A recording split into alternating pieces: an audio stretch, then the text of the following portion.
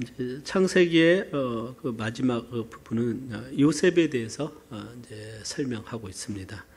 굉장히 비중 있게 요셉의 생애를 다루고 있습니다. 그 이유는 하나님의 그 약속을, 즉 하나님의 그 언약을 성취하는 과정 속에서 요셉이 굉장히 귀한 역할을 감당하고, 또 그의 생애가 그리스도를 예표할 만큼 굉장히 그리스도의 또 권한과 영광을 보여주고 있기 때문인 것이죠. 그 요셉의 생애는 굉장히 한마디로 말하면 신실한 그 하나님의 사람으로서의 삶을 사는 걸 보게 됩니다. 요셉의 그 삶을 보면 굉장히 요셉이 하나님 앞에서 신실했습니다. 그가 아버지 앞에 신실해서 심부름하기 위해서 헤브론에서 세겜에서 도단까지 가서 끝까지 그 약속을 성취하는 그의 순종을 배울 수 있고, 또 보디발의 가정에서 굉장히 신실하게 그가 그 역할을 감당함을 통해서 하나님께서 요셉을 인하여 보디발의 애굽 바로 왕의 그 신하인 보디발에게 큰 복을 더하여 주시고, 또 감옥에까지 갔는데 감옥에서조차도 굉장히 신실한 모습을 보여줌을 통해서 굉장히 뛰어난 그의 모습 보게 되고 하나님이 복을 주시죠. 그는 또 하나님께도 신실했습니다. 그래서 하나님 앞에 범죄하지 않기 위해서 보디발의 아내의 유혹을 이겨내고 정말 하나님의 사람으로서 그의 믿음을 지킨 것들을 보게 됩니다. 또 그 요셉의 신실함은 그 야곱과 그 형제들에게도 나타나죠. 왜냐하면 형제들 자신에게 굉장히 그 자신을 팔고 그를 굉장히 고통을 주었지만 하나님의 사랑으로 다 용서하고 그들을 모두 애굽으로 이주하게 해서 그곳에서 거할 수 있는 거처를 마련해주고 또 축복하고 또 야곱을 잘 노후까지 잘 돌보아주는 그런 신실한 모습을 보게 됩니다. 굉장히 인격적인 부분에서 굉장히 아름다운 모습을 보여주고 있어요. 그가 애굽의 총리되는 굉장히 영광을 얻었지만 또 그가 그 과정 속에서 굉장히 또 고난의 시간, 그야말로 굉장히 고난의 시간까지도 그는 보냈지만 환경의 어떤 그 어려움에도 굴하지 아니하고 하나님 앞에서 자신의 믿음과 신실함을 지키고 했던 그런 하나님의 사람의 모습인 걸 보게 됩니다. 그러니까 흔들리지 않는다는 것이죠. 환경에서 흔들리지 않고 하나님 앞에서 신실한 그런 모습 속에서 하나님께서 요셉의 신실함에 축복하시고 영광을 받으시고, 하나님께서 그 이스라엘 백성들을 애굽으로 이주하는 과정 속에서 크게 한 사람 요셉을 통해서 하나님이 그 약속을 성취하셔서 그 길을 또 내시는 그런 모습들을 우리가 보게 됩니다. 한 사람 요셉을 인해서 하나님께서 그 야곱과 함께 그 가족들 70명을 이주시키시고 200만 명, 400년 후에는 200만 명의 이스라엘 그 민족에 탄생되는 그 첫 싹이 바로 요셉이었다는 사실을 우리가 기억을 합니다. 하나님 한 사람을 통해서 일해 가시는, 성취해 가시는 그런 모습들을 보게 되면서 우리는 요셉은 아니지만 그러나 요셉과 같이 하나님 앞에서 신실함으로 섬긴다면 하나님이 우리를 향한 그런 계획하심들을 우리는 기대할 수 있다고 믿습니다. 그러니까 우리는 요셉과 아브라함과 이삭과 야곱과 요셉을 보면서 우리가 좀 기억해야 될 것은 무엇인가? 저는 우리 각자가 참 소중한 하나님의 사람이라는 거 저는 믿습니다. 또 우리 자신에 대해서 우리가 어떤 들의 어떤 잡초와 같이 그냥 있는 존재가 아니라 하나님 앞에서 소중한 감람나무와 같이 소중한 하나님의 사람이고, 하나님이 목적이 있어서 우리를 구원하셨고 또 우리를 이곳에 심으셨고 우리를 통해서 일하신다는 사실을 우리는 기억을 한다면 그 상황 속에서 흔들리지 않고 우리는 주님 바라볼 수 있다고 믿습니다. 자, 그럼을 통해서 오늘 요셉의 그 생애를 한번 돌아보도록 하겠습니다. 첫째, 이제 37장에 보면 요셉은 그 야곱의 편애와 또 형들의 시기로 인해서 애굽에 팔려가는 그런 모습들 우리가 보게 되죠. 근데 이 지도 애굽하면 이 피라미드입니다. 피라미드. 또 다른 그림은 요셉이 그 우물가에서 이제 형들에 의해서 팔려가는 그런 모습입니다. 야곱이 거주했던 땅은 헤브론에 있었어요. 헤브론에서 야곱이 이제 정착해서 있었습니다. 그런데 37장에 보니까 1절에 보면 야곱이 가나안 땅, 그 아비의 우거하던 땅에 거하였더니, 그 우거하던 땅은 뭐냐면 바로 헤브론을 의미하고 있습니다. 요셉이 17세가 되었을 때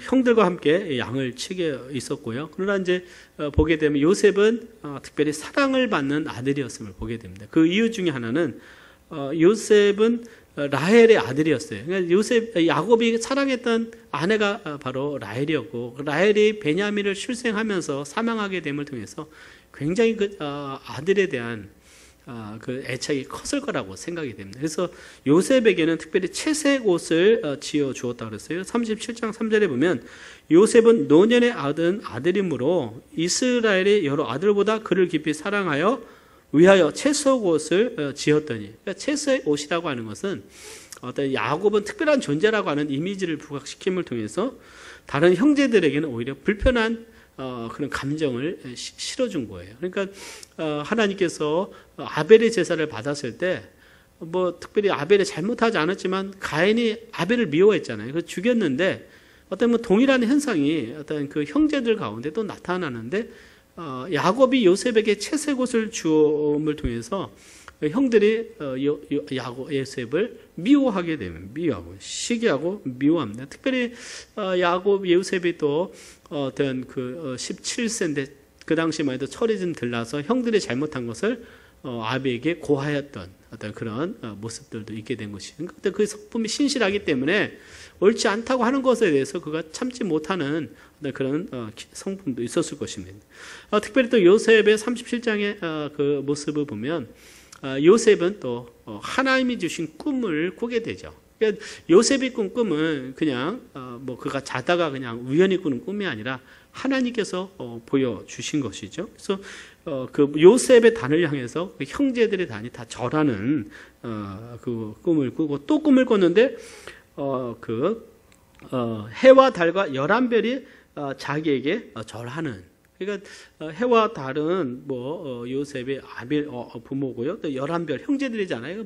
딱 봐도 그 모습이잖아요. 자기에게 절을 하는 거예요. 근데 그것을 마음에 품으면 좋았는데 요셉은 좀 순진한 부분이 있었어요. 너무 순진하다 보니까 이 꿈을 이야기를 하니까 어떻게 형제들이 그럼 우리가 너에게 절을 하란 말이냐 하면서 마음에 더 이제 괘씸하게 생각을 하게 되었습니다.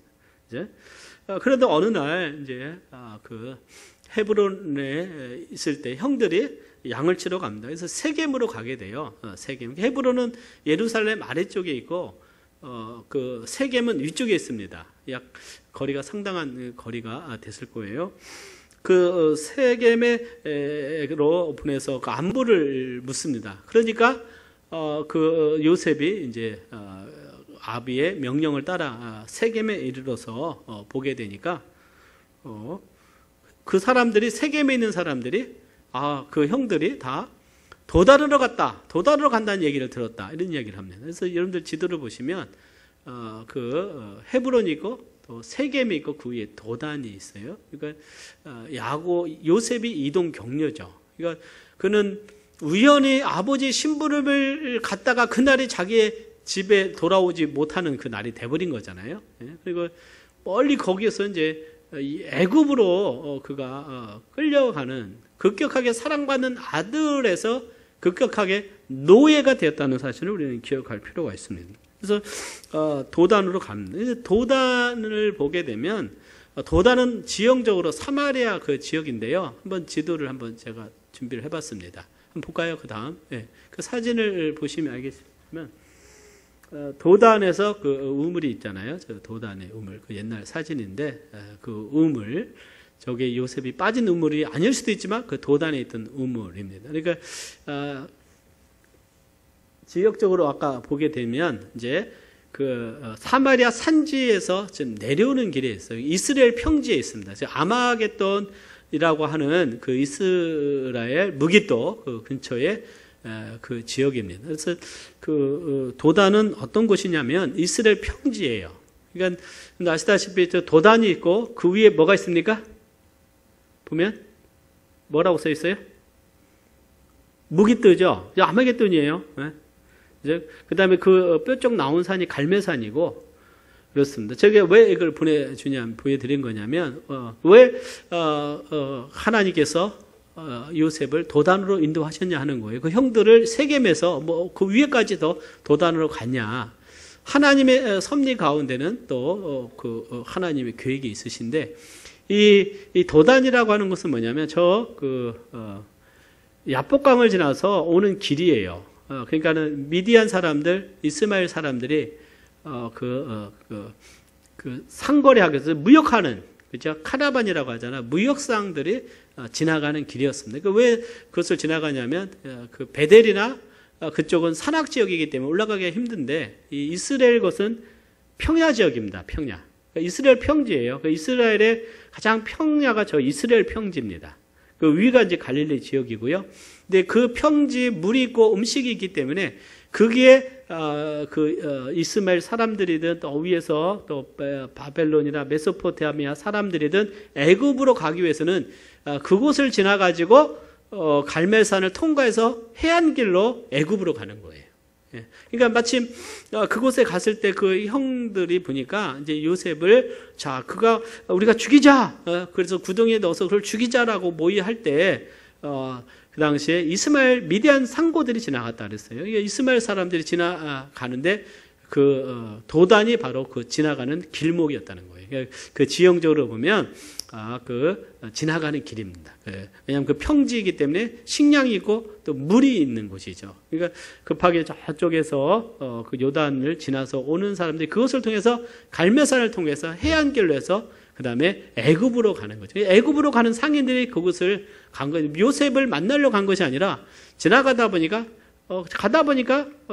저기 미디안 사람들이 있네 하고 그 형들이 애굽으로 가는 사람인 줄 알고 이제 요셉을 은 20개에 팔게 되는 것이죠. 이스라엘의 평지가 또 북쪽에 보면 그쪽에 나사렛이 있어요.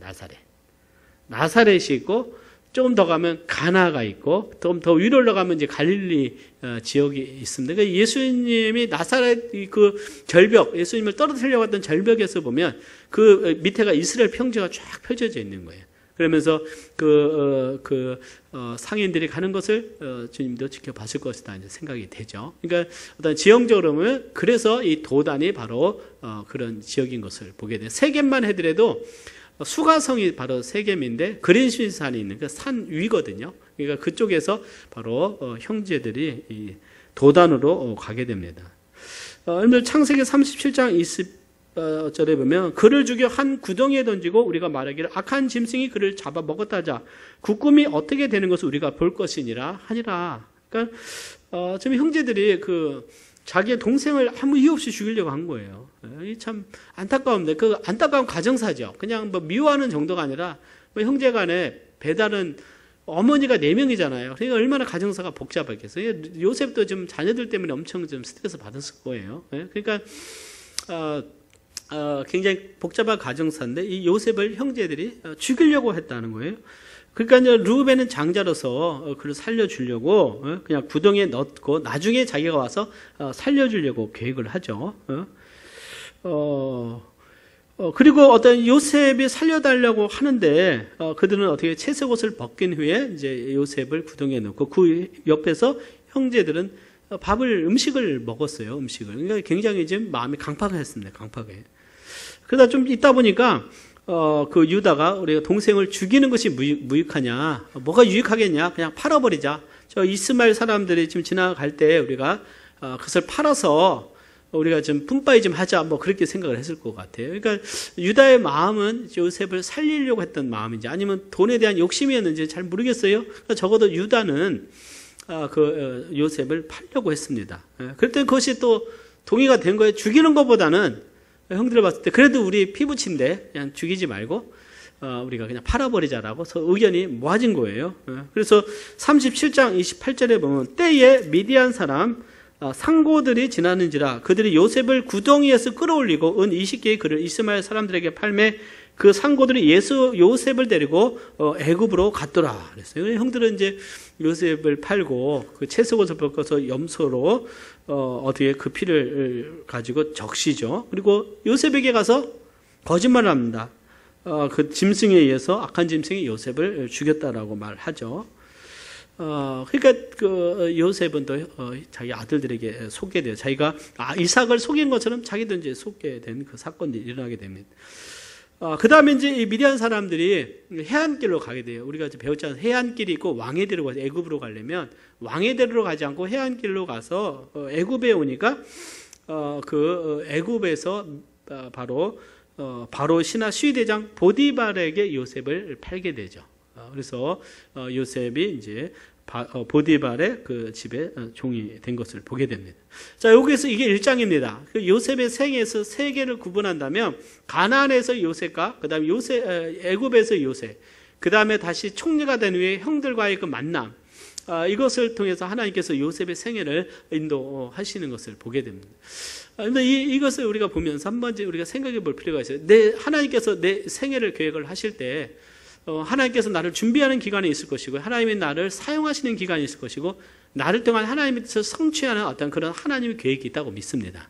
그래서 우리의 생애를 돌아보면서 하나님이 나를 어떻게 지금 인도하고 계신가를 내 삶을 좀 지켜보는 것도 참 중요한 것 같아요. 그러니까 하루하루 살아가는 것이 아니라 하나님께서 아브라함을 향한 하나님의 계획을 성취하시는데 그 성취하는 과정에 보면 야곱도 마찬가지예요. 인간의 어떤 생로병사라고 할까요? 어떤 인간에게 일어나는 모두가 완벽한 건 아니죠. 아브라함도 실수하고 야곱도 실수하고 또 욕심도 내고 속이고 요셉도 그런 많은 과정 속에서 형들에 의해서 고통도 당하지만 그런 하나님의 어떤 그런 과정에도 불구하고 하나님은 그 한 사람의 어떤 계획에 의해서 우리의 인생을 바꾸시는 분만이 아니라 우리를 향한 계획을 하나님은 꿋꿋하게 성취해 가시는 것을 보게 됩니다.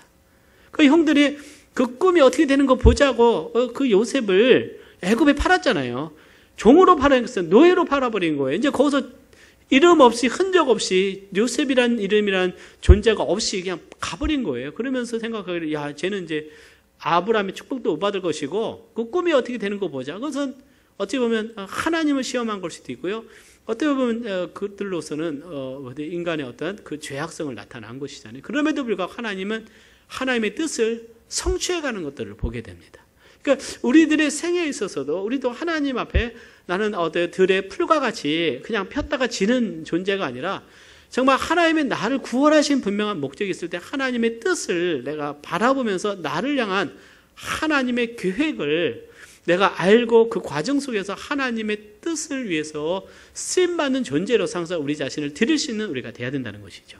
그러니까 우리를 인도하시는 하나님을 우리는 기억을 하면서 하나님의 그 어떤 그 관점에서 나를 바라보면서 우리가 살아가고 믿음 생활을 한다면 우리가 늘 승리하는 삶을 살아갈 수 있어요. 믿습니까? 네.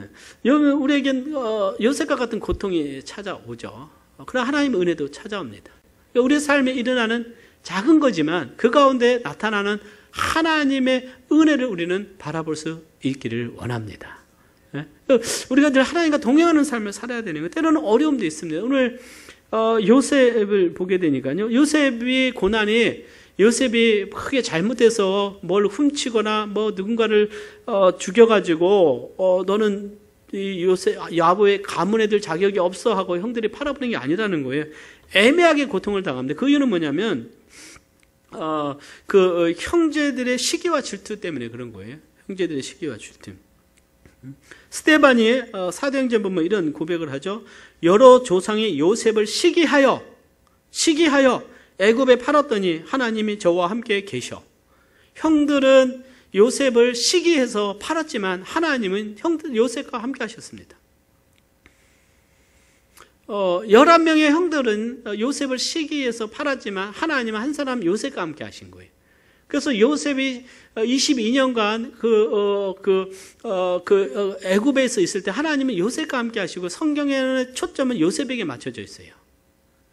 물론 유다가 잠깐 나오는데요. 유다가 한 것은 잘못한 것밖에 안 나와요. 그러니까 가나안에 있는 유다는 아주 형편없이 하나님 앞에 범죄하는 그 믿음 없는 행동을 한 것을 나옵니다. 제가 다음 주에 그 말씀 나누려고 하는데 그런 모습들을 보여요.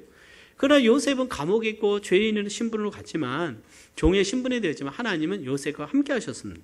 우리는 때는 어려움이 있지만 그 고난 가운데 고난이 결국 우리에게 어떤 하나님의 어떤 징계나 그것이 아니다는 거예요. 그러니까 정말 애매하게 고난을 당하지만 하나님께서 요셉과 함께 하셨다는 사실을 우리는 기억할 때 우리의 고난과 시련 속에서도 우리는 많은 위로를 받을 수 있습니다.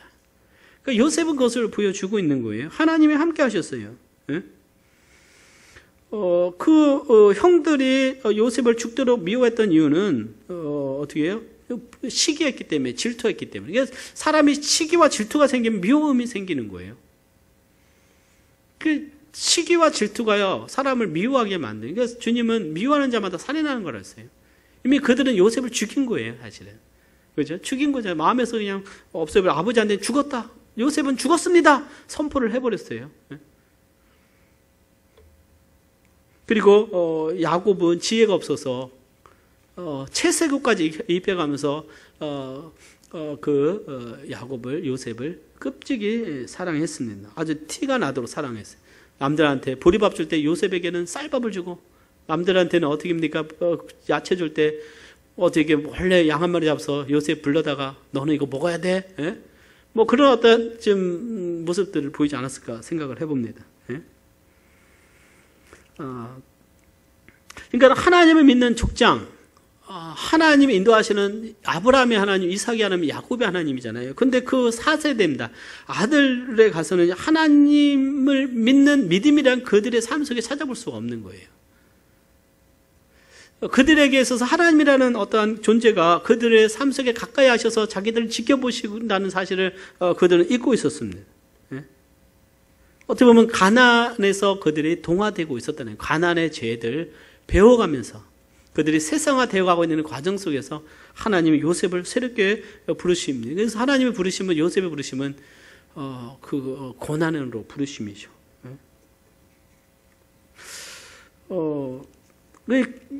요셉에게는 얼마나 억울했을까 한번 생각을 해 봅니다. 그 시편에 보면요, 한 사람을 앞서 보내셨으며 요셉이 종으로 팔렸도다. 그 발이 착고에 상하며 그 몸에 쇠사슬에 매였으니 곧 여호와의 말씀이 응할 때까지라. 그 말씀이 저를 단련하였도다 그랬어요. 그러니까 종으로 팔려갈 때 그 발에 착고에 상하고요, 몸이 쇠사슬에 매여서 끌려가게 된 거예요. 긴 여정을 최소 200-300km 되는 그 거리일 텐데 그 쇠사슬에 매여서 종으로 음식도 물도 잘 먹지 못하면서 얼마나 힘들게 갔겠어요.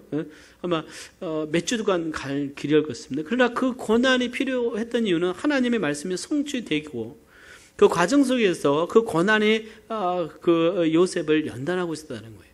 그러니까 하나님의 말씀이 요셉을 연단했다. 하나님의 약속이 요셉을 연단하고 있었던 걸 우리가 보게 됩니다.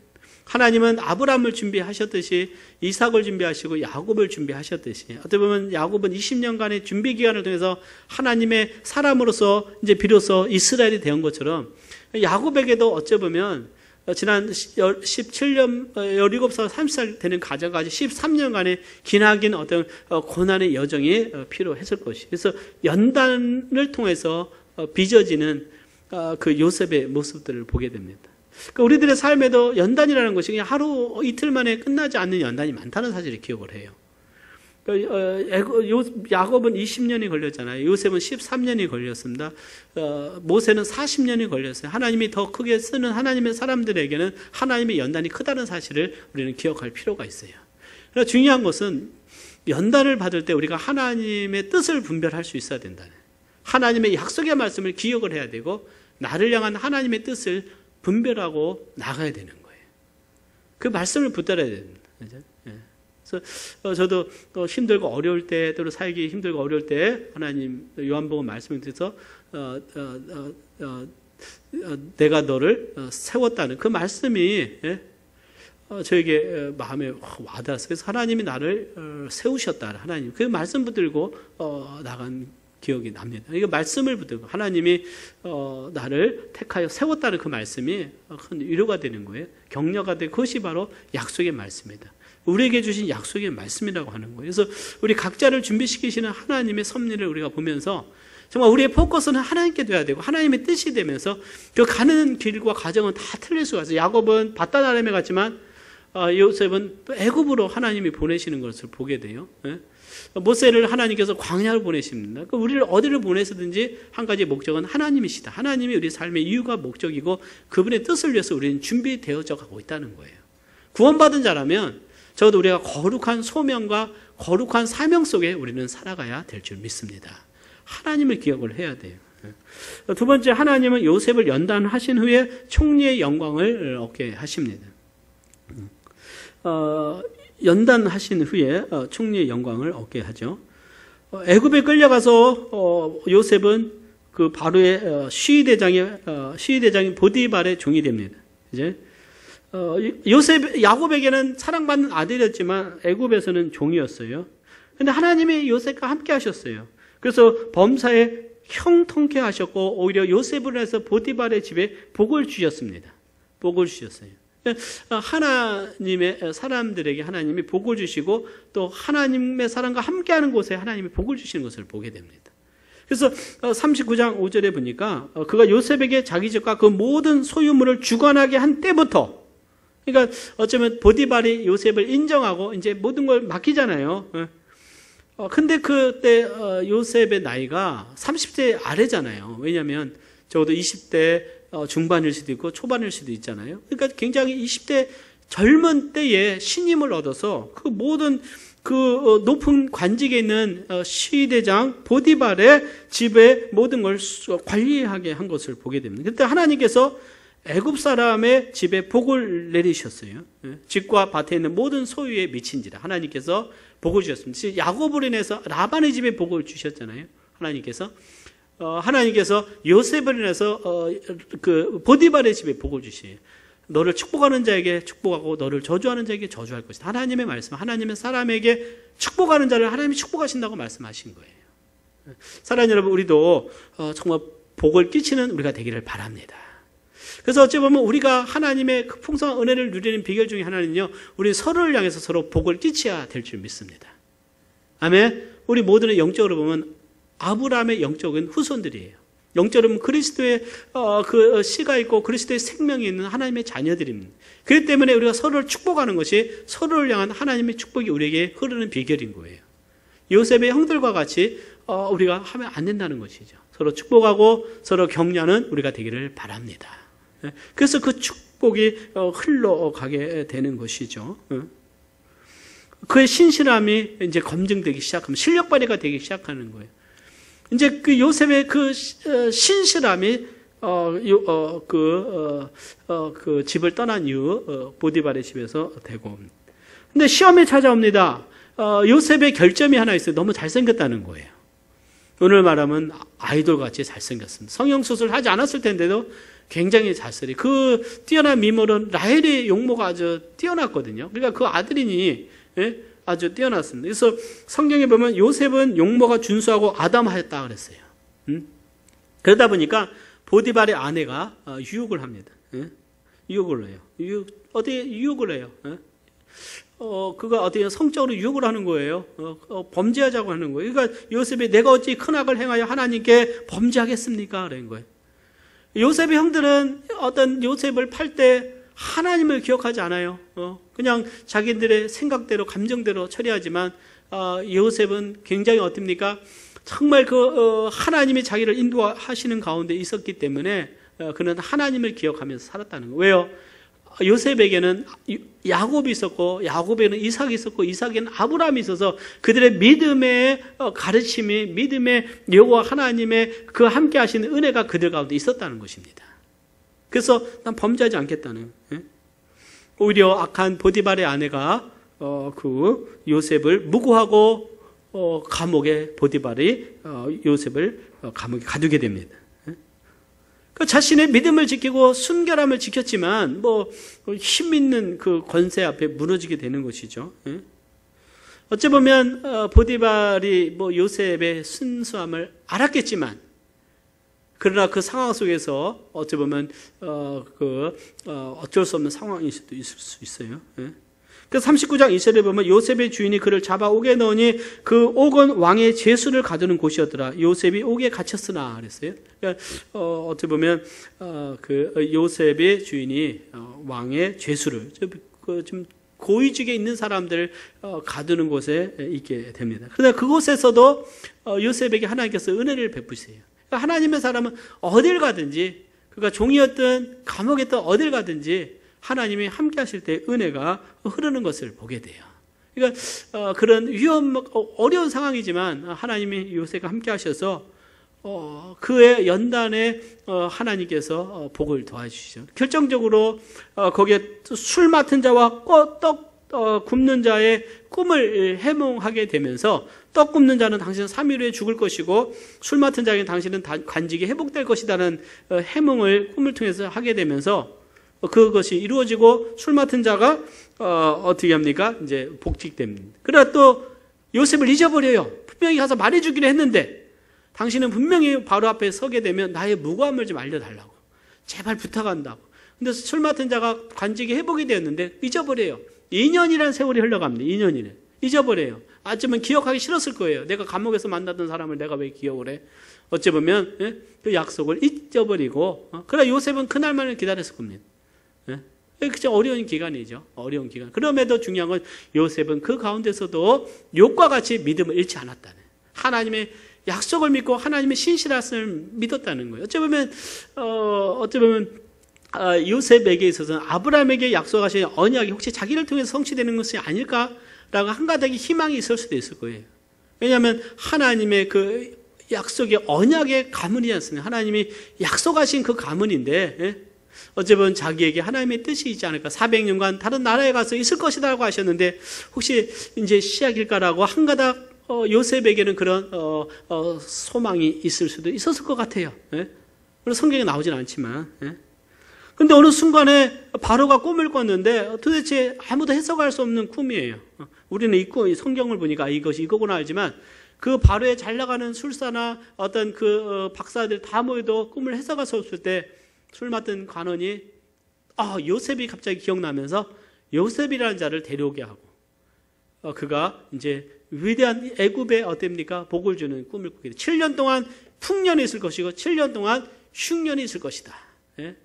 그 마른 소가, 암소가 어땠습니까? 흉악한 암소가 살찐 암소를 잡아먹고, 그 마른 7이삭이 아주 무성한 그 7이삭을 삼키고, 그것을 통해서 7년간의 그 풍년과 흉년을 준비하면서 7년 풍년이 있을 동안에 양식을 잘 준비해서 흉년을 대비하라는 그 조언까지 주게 되면서 애굽에서 드디어 요셉이 바로의 눈에, 얘가 정말 이런 하나님의 신을 가진 자가 없다, 하나님의 지혜를 가진 자가 없다, 나는 바로 나 위치만 있고 네가 모든 걸 다 주관하라 라고 명령을 내리면서 갑작스럽게 감옥에서 어느 순간에 갑자기 또 인생이 역전이 되는 거예요. 그러니까 요셉의 생애는 사랑받는 아들에서 갑자기 종으로 되었다가 더 종에서 더 나쁜 죄인이 되었다가 어느 순간에 보니까 바로 왕을 만난 후에 왕 다음에 높은 총리가 되었다는 거예요. 하나님이 함께 하시면 이런 역사가 일어나는 줄 믿습니다. 하나님이 함께 하시니까요.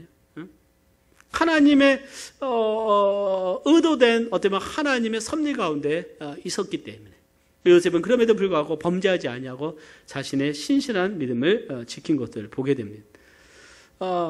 이것이 참 어떻게 보면 하나님이 요셉을 향한 고난을 허락하신 분명한 이유인 것을 우리가 보게 되죠. 그곳에서 요셉은 제사장의 아내를 얻어서 아스낫이라고 하는 보디베라의 딸을 이제 아내로 얻고 므낫세와 에브라임의 자녀를 낳게 됩니다. 그래서 그 므낫세는요, 자신의 모든 고난과 아비의 온 집일을 잊어버리게 하셨다. 장남은, 내가 아비의 그런 고난이 있었고 정말 상처가 있어요. 어찌 아무리 생각해도 형들이 나를 이렇게 팔 수가 있느냐, 나를 어떻게 이렇게 죽이려고 했을까? 얼마나 큰 상처가 됐을까요?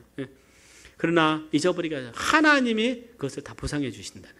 사랑하는 여러분, 우리가 사람들 때문에 억울하고 힘든 일이 있을 수는 있어요. 그러나 하나님은 그것에 대해서 잊게 하시는 날이 오게 됨을 믿으시길 바랍니다.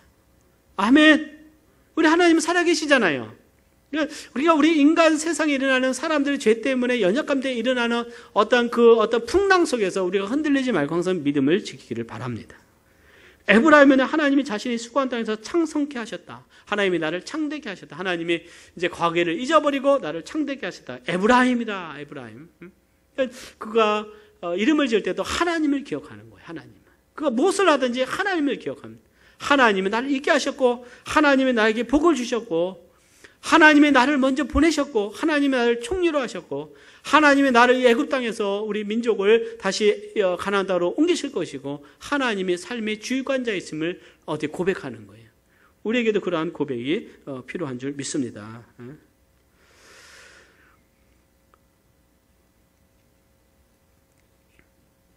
13년간의 연단 후에 어찌 보면 바로 요셉은 총리가 되죠. 총리가 됩니다. 그래서 하나님께서 창세기 말씀하신 15장에 아브라함에게 말씀하신 이방에서 객으로 섬기다가 400년 만에 다시 이 땅으로 돌아올 것이라고 하는 그 약속의 그 싹이 요셉을 통해서 시작이 된 것이라고 볼 수가 있습니다. 그래서 창세기 45장 5절 8절에 보면 그 형들에게 이런 고백을 하잖아요. 하나님이 생명을 구원하시려고 나를 당신들 앞에 보내셨나이다. 하나님이 나를 보내셨다. 그러지 나를 이리로 보낸 자는 당신들이 아니요 하나님이시라. 하나님이 나로 바로의 아비를 삼으시며 그 온 집의 주를 삼으시며 애굽 온 땅의 치리자를 삼으셨나이다. 참 놀라워요. 하나님께서 형들이 보낸 것이 아니라 하나님이 나를 보내셨다. 애굽 요셉은 그 모든 걸 품고 하나님의 섭리를 인정하는 것들을 보게 됩니다. 그러니까 우리의 삶에 어떠한 과정이 있든 항상 우리를 인도하시는 분이 하나님이심을 우리 믿음으로 고백되어지기를 원합니다. 때는 그것이 상처가 있을 수 있어요. 때는 아픔이 있을 수 있어요. 때는 고난이 있을 수 있지만 그러나 그 과정 속에서 우리를 빚어가시고 하나님의 위대한 뜻을 성취해 가시는 하나님의 섭리가 분명히 우리 삶에 있다는 거예요. 그래서 하나님을 사랑하는 자 곧 그 뜻대로 부르심을 입은 자들에게 모든 것이 합력하여 선을 이루시느니라 그랬어요. 그러니까 하나님의 인도하시면은 1초, 한 개라도 어떻게 실수가 없으시다. 이것이 우리의 큰 위로가 되는 거예요. 나를 사랑하시는 하나님, 나를 인도하시는 하나님. 야곱의 하나님이 어떻게 요셉의 하나님이시고 요셉의 하나님 나의 하나님이십니다. 우리의 하나님이시. 그래서 우리의 삶 가운데 하나님의 주권을 인정해 드리고 인정하는 삶이 되기를 바랍니다. 하나님의 주권을 인정해야 돼. 나의 환경 감사해야 돼. 내가 살아가는 이곳, 내가 드리는 이 예배처, 내 믿음의 지체들, 내 가정, 내 자녀들 모든 것을 인하여 우리는 하나님께 더욱 감사합니다. 세 번째, 하나님은 요셉을 통해서 이스라엘을 애굽으로 인도하시는 것을 보게 돼요. 아시다시피 이제 기근이 찾아오면서 요셉이 창고를 열어서 애굽 백성이 양식을 팔 때 각국에서 양식을 사려고 하죠. 그래서 야곱이 자신의 10명의 아들을 보냅니다. 베냐민만 남겨두고요. 그래서 형들이 와서 그 앞에서 절을 하는 거예요. 요셉 앞에. 근데 요셉이 자기가 꾼 꿈을 생각을 하는 거예요. 놀랍지 않습니까? 그러니까는 약 20년이 지난 후에 약 21년이든 2년이든 그 22년이라는 그 세월이 지난 후에 꿈을 꾼 후에 하나님이 주신 그 꿈이 성취가 된 것입니다. 창세기 37장 6절에요. 요셉이 17살 때 꿨던 꿈이 우리가 밭에서 곡식을 묻더니 네 단은 일어서고 당신들이 다는 네 단을 둘러서서 절하더이다.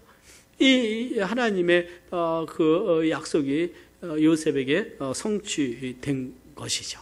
그러니까 그 형들이 요셉의 꿈이 어떻게 되느냐 보자라고 조롱했지만 하나님은 불가능해서 가능을 이름을 통해서 하나님의 영광을 드러내셨습니다. 그러니까 요셉이 얼마나 깜짝 놀랐을까요? 자기가 애굽의 총리가 된 것도 놀라운 하나님의 은혜인데 그 형들이 와서 자기 앞에 절하는 모습 볼 때, 야, 정말 하나님이 놀랍게 그 모든 말씀을 성취해 가시는 그것들을 보게 되면서 얼마나 하나님께 영광을 돌렸을까. 이것은 내가 하는 것이 아니라 하나님이 하시는 것이다. 어찌 보면 정말 놀라운 하나님의 역사들이 일어나고 있는 것이죠. 그러면서 요셉은 형들을 시험합니다. 당신들은 정탐꾼이다. 자신을 드러내지 않잖아요. 그리고 막내 아들 베냐민, 막내 동생 베냐민을 데리고 오라. 그리고 시몬을 놔두게 하고요, 가게 하는 거예요. 예? 그리고 말하기를 너희 말이 진실함이 되고 진실함이 될 것이다. 너희 막내 아들을 데려오면. 예? 그러면 너희가 죽지 아니할 것이다. 굉장히 겁을 주는 거예요. 막내 아들을 데려오라. 그러면 너희 말이 진실함인 줄 알고, 그러지 않으면 너희는 정탐꾼이다, 스파이다. 예? 그래서 자기들끼리 모여서 막 얘기하는 거예요. 우리가 그때 가장 위급한 상황이잖아요. 그냥 양식을 줄 줄 알았더니 자기들의 삶을 좀 얘기한 거예요. 뭐 부모님 계시냐 뭐 물어보잖아요. 그때 우리는 12명 있었는데 한 명이 어떻게 죽고 한 명은 아비가 사랑해서 정말 둘 수 없어서 집에 두고 우리 10명이 왔습니다. 10명 와도 충분히 왔잖아요. 그랬더니 갑자기 요셉이 너 막내 그 동생이 있으니까 데리고 와봐. 네 말이 진짜인지 아닌지 보게. 갑자기 한 대 퍽 맞았다 느낌을 받는 거예요. 예? 응? 그런데 요셉이 그 말하니까 자기들끼리 딱 모여가지고, 예? 있잖아요. 이제 무슨 얘기를 합니까? 22년 전에, 예? 요셉이 애걸 살려달라고 애걸 할 때 우리가, 예? 그 마음의 괴로움을 보고도 듣지 아니하지 않느냐. 이 괴로움이 우리에게 임했도다. 자기들이 고통을 겪어보니까 감옥에서 3일 동안 있었던 거예요. 감옥에 있어보고 그 어려움이 있어보니까 우리 때문에 받았던 그 고통을 당했던 요셉이 생각이 나면서 그 요셉의 고통이 우리에게 임했다, 이런 고백을 하게 되는 것이죠. 그래서 르벤은요, 내가 너희들에게 그렇게 하지 말라고 하지 않았냐. 그의 피값을 누가 내게 됐다. 피값을 낸다는 자신이 죽는다는 얘기예요. 피는 피로 대가를 지불해야 되기 때문에 그런 거예요. 그러니까 그들 마음속에 22년 전이지만 그들의 인생에 있어서 가장 큰 오점은 바로 형제를 요셉을 팔았던 사실에 대해서 자기가 회개하는 거예요. 회개. 그러니까 요셉이 갑자기 감정이 막 복돋아지면서 굉장히 막 눈물을 흘려가면서 어떻게 왜 위로를 받는 거예요. 형들이 그 과정 속에서 자신들의 죄를 고백하잖아요. 회개하잖아요. 그러니까 이런 과정 속에서 이제 형들이 자신들의 죄를 기억하면서 그들도 하나님의 복을 누려야 되잖아요. 자신의 죄를 회개하고 자백하고 고백하는 그런 모습들을 우리가 보게 되는 것입니다. 그리고 나서 다시 그들을 이제 베냐민 데려와라. 베냐민 데려가는 과정 속에 또 돈을 다 넣잖아요. 자기들이 또 그 돈을 나중에 가져오게 돼요. 저들의 진실함을 요셉은 원했다는 것이죠. 그래서 이제 그 야곱이 그 소식을 들었지만 안 돼. 베냐민만큼 안 돼. 베냐민이 죽으면 나도 죽는다는, 너무나 사랑하는 아들이기 때문에 그런 거잖아요. 요셉 이외에 라헬의 남은 아들이 베냐민. 그래서 유다가 자신의 몸을 담보함으로 베냐민을 책임질 거라고 설득하고요, 함께 다 가게 됩니다. 이제 다 가게 되죠. 그때 베냐민이 다시 요셉에게 갔을 때 요셉이 베냐민 앞에는 음식을 5배를 놓습니다. 근데 한 가지 흥미로운 점은 베냐민을 시기하지 않는다. 형제들이 베냐민에게는 음식이 5배가 있었지만 시기하지 않고 함께 즐거워하면서 먹었다는 사실을 성경에서 기록하고 있어요. 그만큼 그들은 형제를 이제는 소중하게 여기고 있다는 것을 보여주고 있는 것입니다. 그러면서 어떻게 합니까? 다시 시험하죠. 베냐민 자루에다가 은잔을 놓게 함을 통해서 그들이 어떻게 다시 돌아오게 되죠. 그때 베냐민이 죽게 되는 그런 상황 속에서, 이제 종이 돼야 되는 상황 속에서 유다가 나섭니다. 그전에는 유다가 요셉을 팔자고 했는데요, 내가 대신 종이 될 테니까 이 베냐민은 살려주라. 22년이 지난 후에 이 요셉의 자녀들이, 야곱의 자녀들이 이와 같이 성숙하고 변화된 모습을 보여준 것을 보게 됩니다. 그런 걸 통해서 회개하고 내가 대신 종이 될 테니까 베냐민은 이제 가게 해달라는 호소를 알려질 때, 이제 요셉이 비로소 그 형제들의 마음을 알고 유다의 마음을 알고 그들이 진정으로 회개됐다는 것을 알면서 자기가 요셉이라는 사실을 그들에게 보여주고, 그리고 아버지께서 살아계십니까? 라고 묻으면서 다시 그들과 화해를 하고 그들과 화해하는 그런 모습들을 보게 됩니다. 그래서 그들이 하나님의 나를 먼저 보내셨다. 하나님의 나를 보내셨다. 그리고 앞으로 기근이 5년이 더 남았으니까 이제 아버지와 가족들 다 데리고 와서 이곳에서 함께 살자. 곳에 아주 좋은 땅이 있으니까 그곳에서 살도록 할 것이다.